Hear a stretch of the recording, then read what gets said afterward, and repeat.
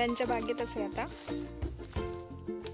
आणि सगळ्यांच्या कलमांसारखी आमची पण कलमा मोहरली आहेत आणि लोकांका वाटतं की कलमा मोहरली म्हणजे झाला, म्हणजे आंबे भरपूर आहेत. पण असं काही नसतं म्हणते मी. ज्यांची कलमा हत, जे आंब्याचा धंदो करतात त्यांना माहिती आहे चांगलाच की कलमा नुसती मोहरली म्हणजे झाला नाही, तर त्यांची भरपूर काळजी घ्यायची लागते. कलमांचा आपल्या काजींसारखे नाही की एकदम मोहरली की ते धरतील तकडे काय पण होईल, काही विषय नाही. कोण जास्त लक्ष देत नाही काजींकडे.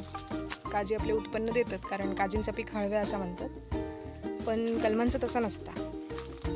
ह्यो मोहर जेवढं आता तुमका दिसता ह्याच्यातलो किती उरात तो माहीत नाही. तो झाडल्यानंतर ह्यो घाण जातो सगळं, ह्याच्यातनं काही टिकत आपला.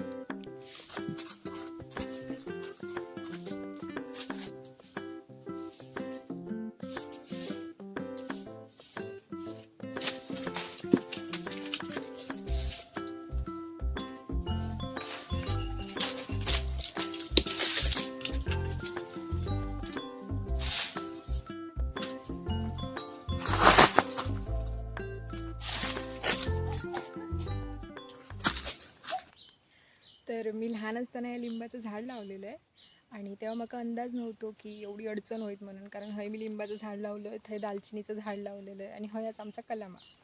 तर मला माहीत नव्हतं की एवढी अडचण होईल म्हणून. आता सगळीच झाडं मोठी झाली तर सगळी अडचण झाली आहे. तर खूप वर्ष झाली ती लिंबा काय लागत नव्हती त्या झाडाक. पप्पा बोलले आता तोडून टाकूया म्हणून.